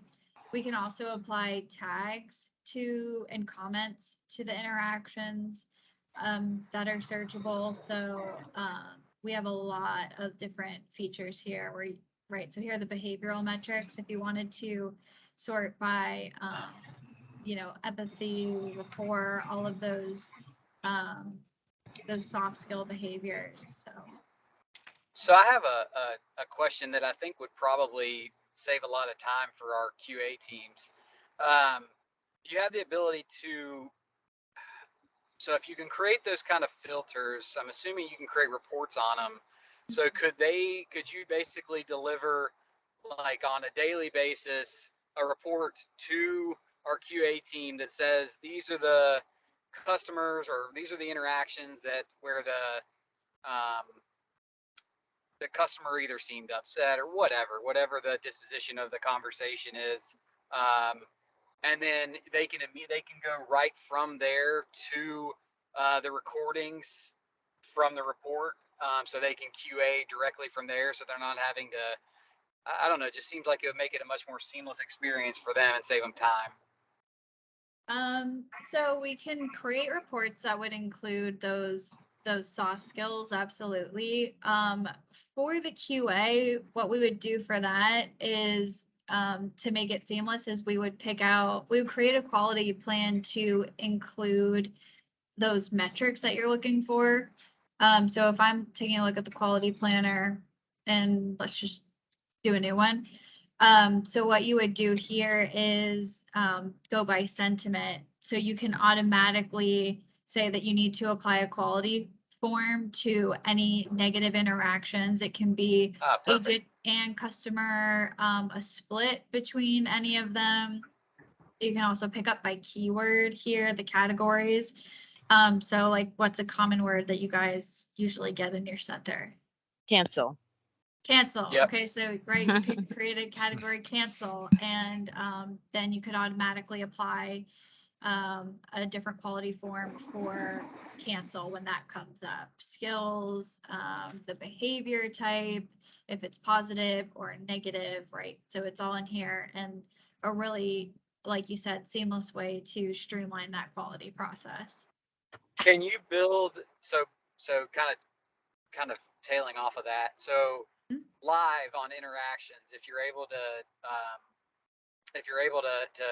monitor the sentiment, can you automatically, if a customer says speak to a supervisor, immediately notify a supervisor that a customer has requested that, so there's visibility there in case maybe we've got reps that don't want to get in trouble and they've been asked for a supervisor and they don't actually notify a supervisor? Is that possible?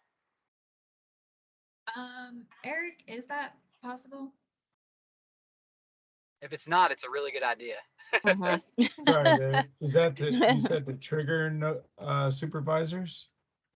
Yeah, so like if a customer is talking to a rep and they say speak to a supervisor, those are you got your key phrase. Is there a way to notify that person's supervisor or that group's supervisor at the time that, hey, a customer has noted they want to speak to a supervisor?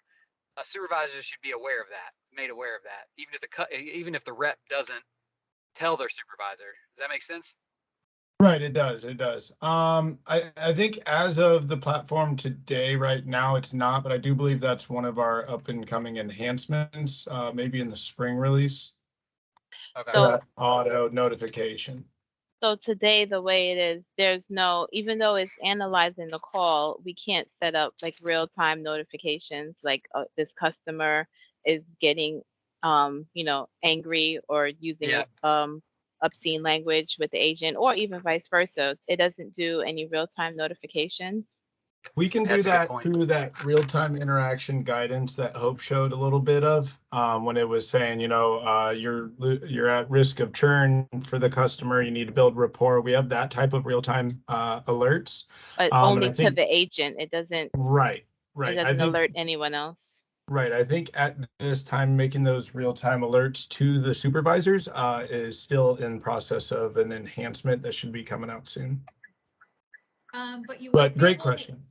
Yeah, you would be able to see it after the fact, absolutely. So when we were looking at the interaction analytics before, you can also sort by those keywords. You could set up a little chart that picks out all of those interactions that had, I want to speak with your supervisor or something to that effect in it. And then you Yeah. could see within the platform everything. I mean, but at that point, it may be too late. I'd really like Mhm. to follow up on that and see where you guys have that, because that's an opportunity for, even if it's not a supervisor, a senior member of the sales team or customer retention team could engage to try to Okay. get the call back on the path that it needs to be on. And after the call is over is too late in a lot of cases. So being able to get somebody engaged, and maybe the rep doesn't want to admit that they're about to lose it, and so they Mhm. don't say anything. So having the ability to get somebody engaged automatically, or alert some senior member or supervisor that had, like, we need somebody else to hop in here and help out. Oh, That would be huge. and Tyler, to your point, I actually thought I thought we had that, Eric. I thought we had discussed that on a call. So let's take that as a takeaway, because I actually thought that we had something like that, where even if it was a keyword, that it was notifying. Let us know for sure. Yeah, I'm yeah. I'm Let me That's take yeah. that away, because I'm I'm almost reaching positive we have that. yeah, I'm reaching out to somebody right now and Yeah. verifying a self just to make sure. Thank you. Because Any I questions, actually thought, like, even with sentiment analysis, like, if somebody says cancel, it it wouldn't necessarily trigger somebody. It may be cancel in a different. It's not that somebody wants to cancel their subscription or their membership or their, whatever it is. It could be, cancel using a different term. So there's sentiment behind it. And that's where the analysis comes in, is to make sure that just because somebody says cancel, it doesn't flag somebody. And that's where I feel like it's working that angle as well. So, but yeah, I know he's looking at that now, but we'll definitely take that offline if he doesn't get a response. So sorry, Hope, go ahead. Yeah, no problem. It's a good conversation for sure. And if Aaron can't find it, we'll definitely track it down for you. Okay, so that was the next piece that I was planning on covering anyway, was the quality. And just to add on top of what we were talking about when filtering by sentiment, because obviously these are really great tools. But also we can, on the more kind of basic level, we can filter by different times. If you wanted to do with or without screen, different channels that you're maybe wanting to focus on. So all of that can be done through the quality planner. And okay, yes, I don't need to save. And then if we take a look at the forms too, there's a few cool things here that can just make everybody's lives a lot easier. We do have a question bank, so if there's questions that are coming up for different types of forms, you can save them and just drop them in. And then different formatting as well. When we were speaking earlier and I was showing you guys kind of the weighted, so this greeting, for example, I have it so the manager is filling it out. But we also do have some rules that can be set by the system, our auto response. And these are based on those soft skills and those different categories that we were talking about before. And when the system picks these up, then it'll automatically fill that out. So I have a question that's an example of, did the agent set expectations? And so if it'll score it as yes, if setting expectations has been picked up as either moderately positive or strongly positive. So you could have it, I have it set to either of these, but you could have it to, you only want it to be strongly positive. And then a no would be pretty much any other one, and the system can pick that up and apply it to the quality automatically. So you could have a mix, or you could do, you know, all ones that you wanted scored, or you can, some people do prefer to just have, hand done, all of them, to help get closer with their agents and all that type of thing. So all of them are options within the quality form. Any questions here, before we move on? Okay. So the next thing that we're going to talk about is our self-service analytics, and this is a really great tool for understanding, you know, what's going on in your different flows. Are you guys tracking what's going on in your IVR and your different paths today? A little bit too closely for my liking. Oh, really? Why do you say that? I'm constantly reviewing the call flows and making changes. Okay. You know what would be cool though, Nikki, and you would be able to answer this better, but like we're talking about revamping our IVR. It'd be really cool if you could run a report, and maybe you can. It's like this hasn't been used in Mm-hmm. 6 months. Like we can get rid of it. Maybe you can do that. I don't know, but it'd be nice to have. Yeah, so you can see what the press paths are and what's being utilized the most within your IVR. So when you say revamp, what kind of things are you guys looking to do with your IVR?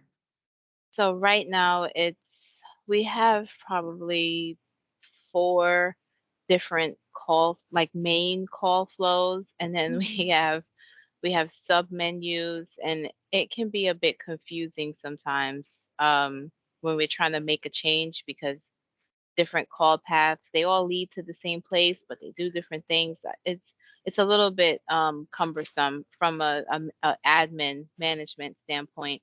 I don't know if the customer notices too much of a difference. I don't think it's high friction, but we just wanted to rebuild it. Rebuild the menus, and I guess get the customer to where they need to be quicker. Okay, so like an IVR optimization. Yes, absolutely.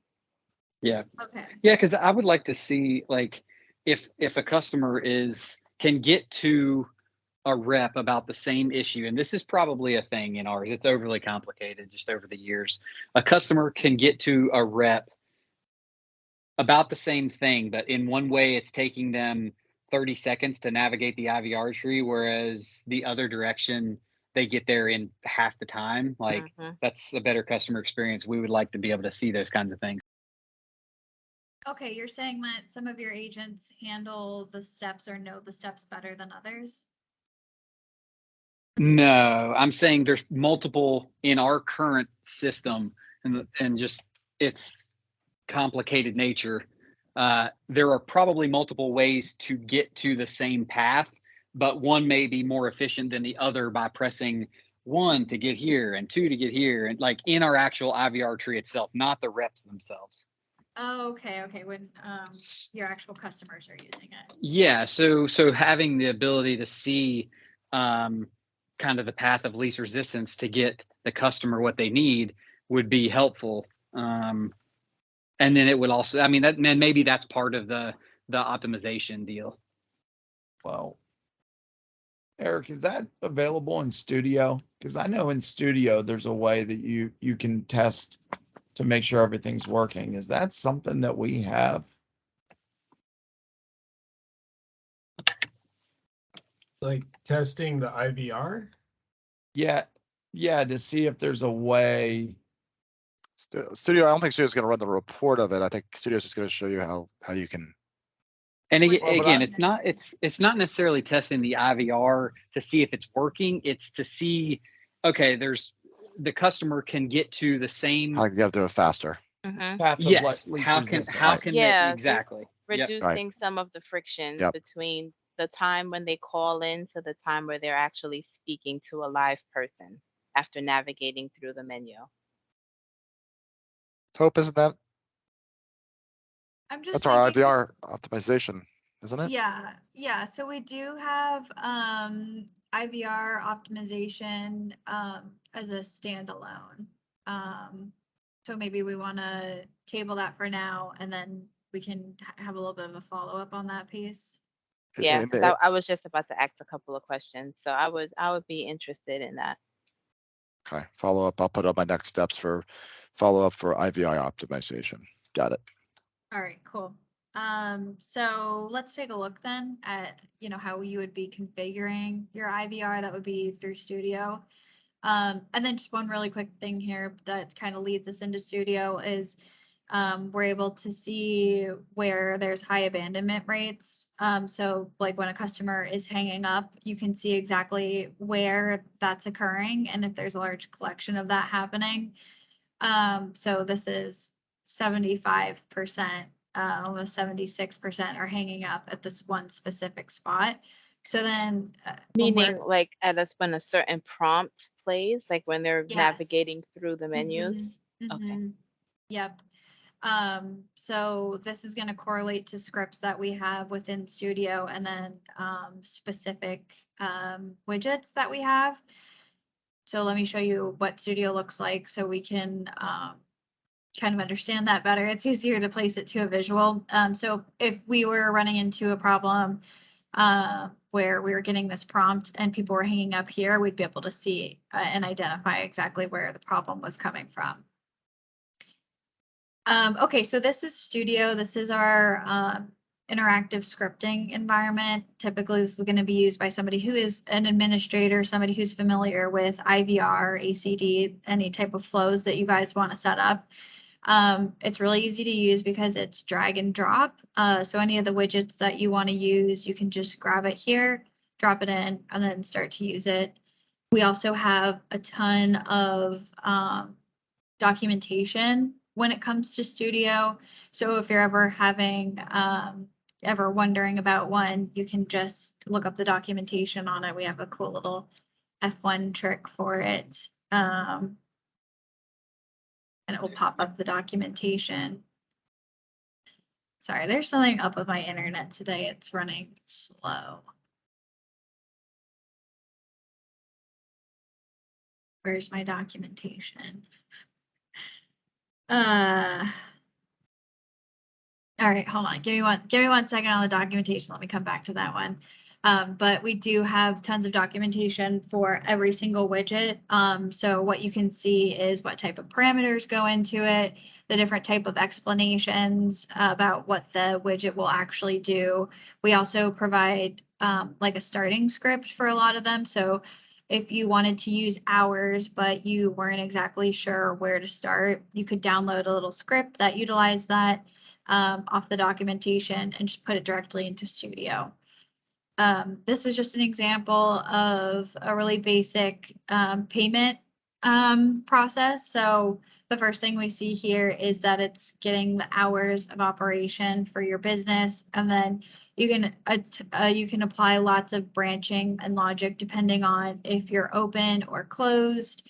And these are just two. A lot of people will have, like 6 or 7 of these depending on the different hours that they want to apply and all of the logic that's associated with them. This is where we set up our text-to-speech functionality. We can also interface with any of your backend systems here. We have a REST API action. This is also where we would configure any of our list management. That's a little bit of a separate section. That's our proactive access. So it's just slightly different than this type of flow. So what questions can I answer for you all about the IVR piece?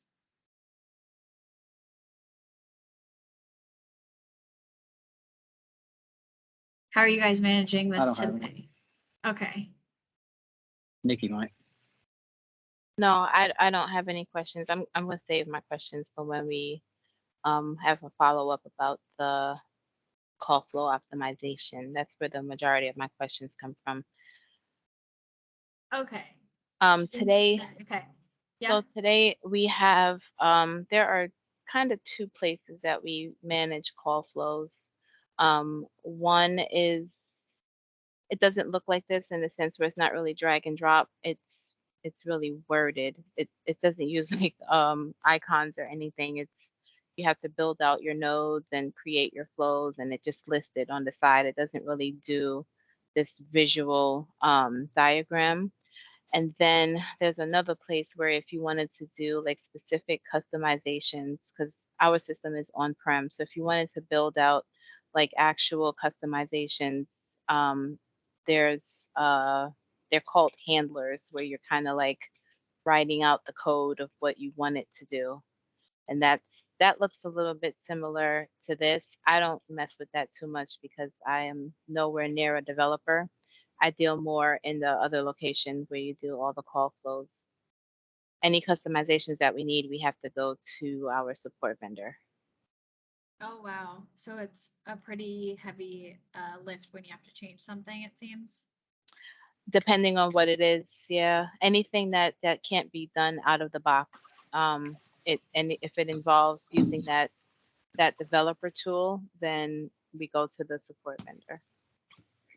But that's Okay. also part of why we want to get out of the system that we're, I mean, there's multiple reasons, but I mean, it's overly complicated. And my feeling about moving to some next gen contact center like an ICX1 or Pure Cloud or whatever is that you get what you need. It's easy enough to configure.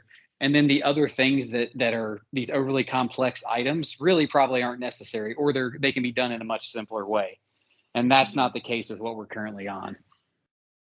Yeah, that's one thing that we've seen a lot from our, especially our on-prem customers, is the struggle with the IVR and updating it and how it's just frustrating.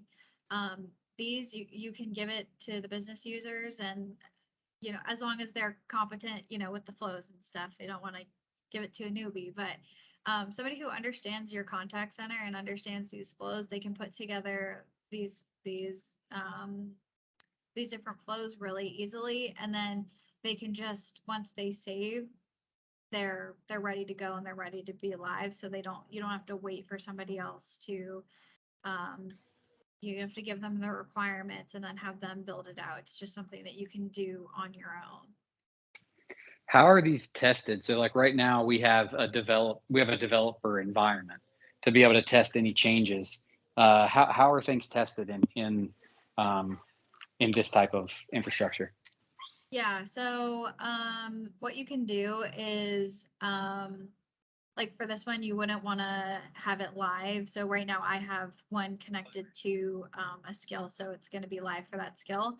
But you can just disconnect it, and then we do have a trace available.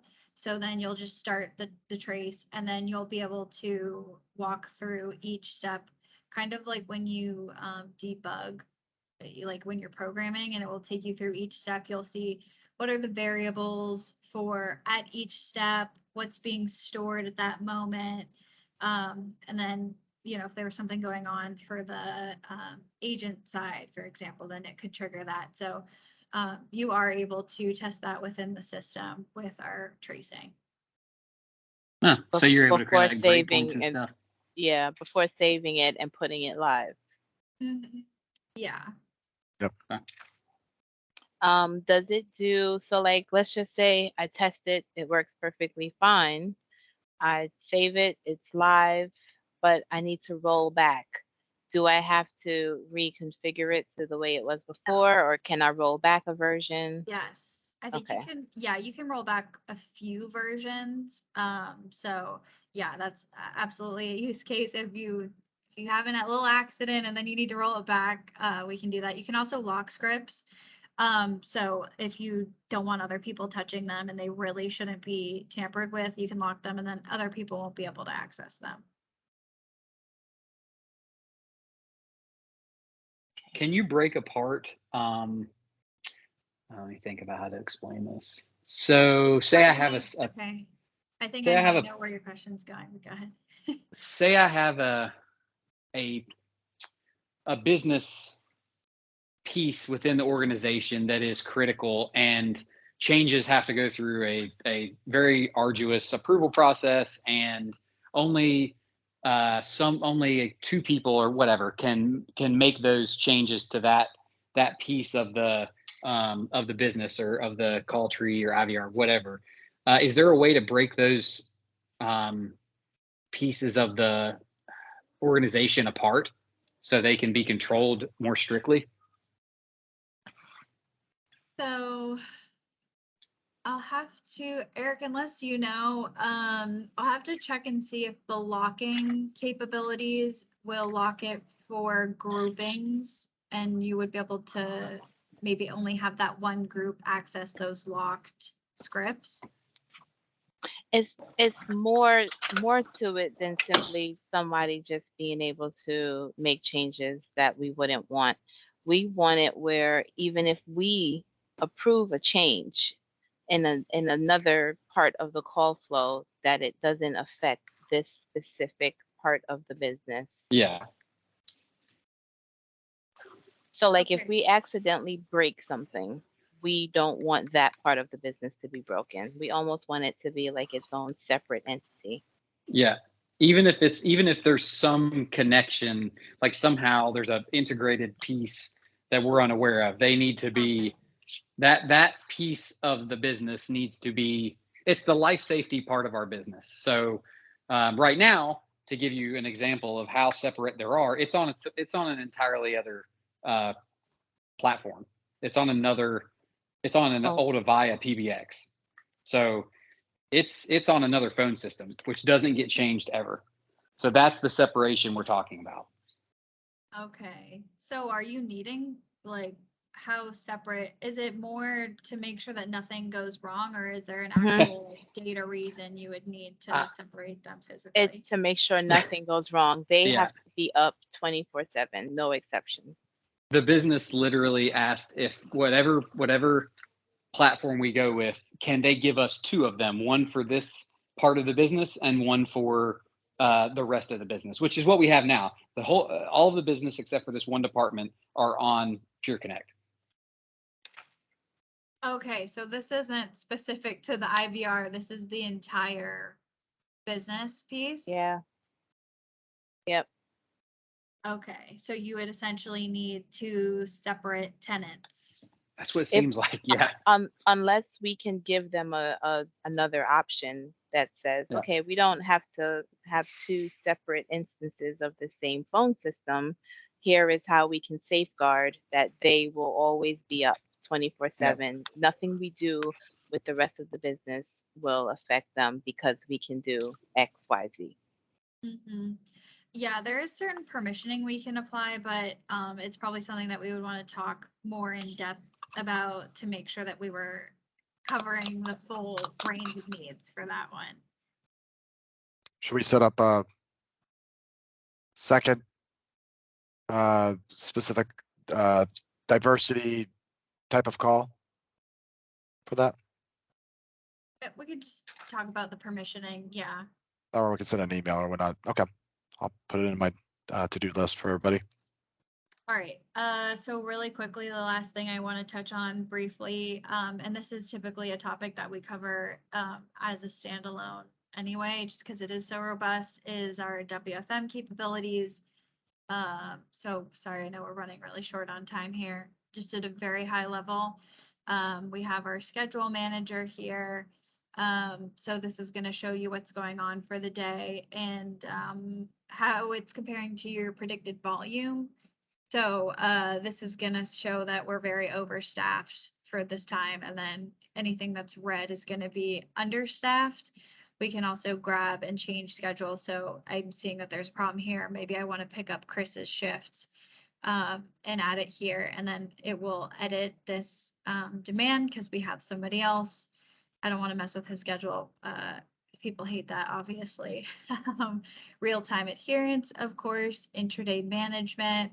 This is also where we would generate any forecasts. So we're able to take in, and let me know if you guys want to skip this because it seems like you already have a WFM piece in place that you've recently deployed. Yeah, if you have something else that you needed to show us, yeah, we can skip it. If not, I'm okay with just seeing it from a high level standpoint because like Tyler said earlier, I always vote to consolidate. Okay, yeah, so, with the, so I'll take a tiny pause for the WFM. I think, I want to be respectful of everybody's time. The other things that we need to cover, and it seems like we need to have a follow-up anyway on a few things. So feedback management is another thing that we didn't have time to cover today. Are you guys interested in feedback management? Are you using it today? I believe we have another third party tool. You talking about customer feedback, right? Yeah. Yeah, I believe Surveys.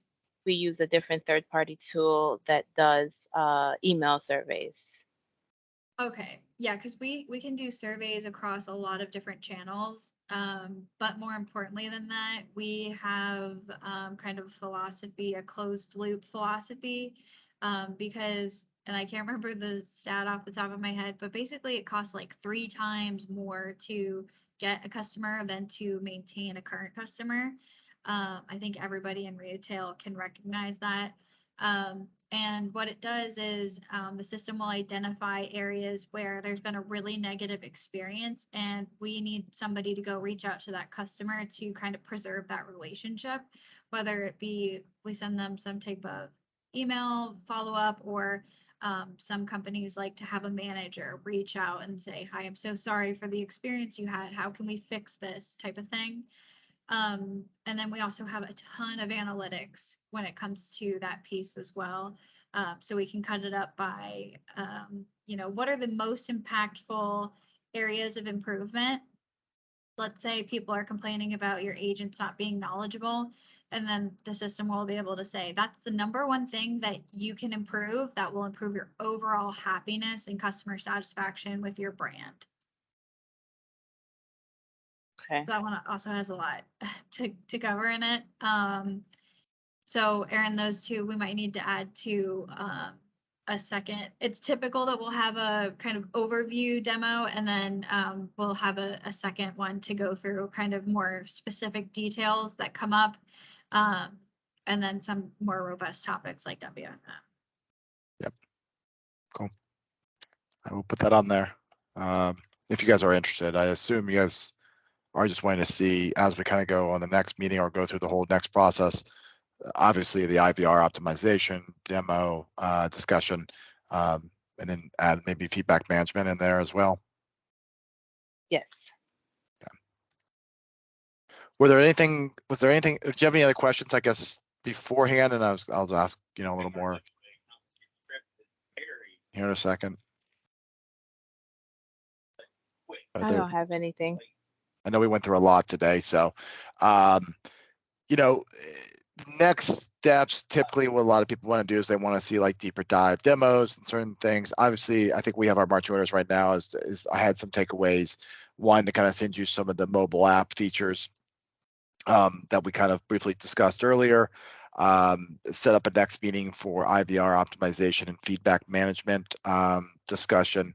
I want to definitely find out if if we can pull trigger words and then do real-time notifications to supervisors or whoever, if that could be done, and then really speak to the lifeline connection, making sure that that there's dual connections, or at least make sure that it is up 100% of the time. So kind of speak to those solutions. So those were my takeaways. Were there anything else that I missed that you were wanting me to kind of find out? No, I think that's good for me. Yeah, I think that's it. What did you see anything today that you liked that you haven't seen before? And not gonna hurt my feelings if the answer is no. And vice versa. Are there things that you've seen with other vendors or that you've seen before that you didn't see there today that is a must?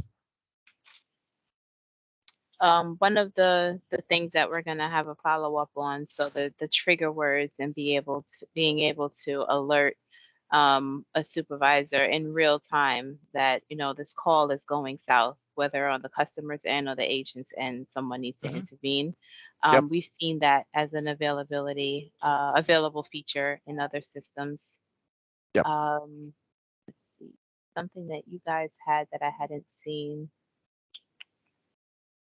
I think, well, I would want to hear more about the call flow optimization feature. I have not seen anyone else that wasn't using a third party to be able to do that. So Yep. Okay. Perfect. We definitely can kind of look at that. Is there anything else that I want to make sure that obviously I respect your guys' time because it's we're 1 minute over. You know, that you need from me other than things that I kind of just already kind of put out there. no, nothing else that I can think of. Tyler, is there anything else that we wanted to add? No. I mean, I don't think you can divulge much of this information because of probably NDAs, but any additional information you can provide on how companies in our space, and I know there is one specific that does use you guys in the kind of home security and automation space. So any information that you can either send us or how that's changing the way that they're providing kind of life safety in a positive way, moving from the platforms they were on to NICE CX1, that would be helpful because Okay. that's going to come up at Okay. the highest level for sure. Okay. Mark that down. Perfect. Next steps. What do you see are that as next steps that we need to do? Obviously, other than the demos and things that we talked. I mean, what are you seeing after we get you back that information and we do those brief demos? What are you seeing? Then where are you guys taking? We have to kind of circle up internally. This has kind of been one of those things that it's a hot priority and then it's not and then it is, and so we have to get together internally on what the timing is for really when they want us to start kind of figuring out what the maybe top 2-3 options are and really diving down deeper into them and really building out the requirements and whatnot. So I think we need to have some internal conversations. Like I mentioned before, I think for us, we really needed to get just visibility into what NICE CX1 has to offer because we've done that. We've done our due diligence with some other platforms, and I know you guys are up at the top tier. In my mind, probably top 2. So it just made sense for us to kind of have a deeper conversation about it. So Appreciate it. We'll have some internal conversations, and then if we can have those follow-ups that you guys are going to work on for us, then I think that's a good starting point and go from there. Are you guys planning on doing an RFP or anything, or is that, or are you just looking to just kind of eventually pick your own, or maybe you don't know at this point, pick your top, like you said, top 2-3, and then just kind of go deeper dive demos and whatnot? I don't know. I can't answer that right now. Yeah. I know. Farther down the road. All right. Yep. All right. Well, we appreciate the time today. We will get you back this information. I will also obviously get you back the recording of the video. If there's any questions that come up in the meantime, feel free to send me an email, call me, text me. I have a lot of customers nowadays who are just texting me. That tends to be faster, quicker, and easier. So whatever you need to do to get in touch with me, I'm usually pretty available. And once again, we thank you for the opportunity, and we look forward to just kind of going down this journey with you guys. So, all right. Thanks, everyone. Thank you. Thanks, guys. Bye-bye. Thanks. Bye.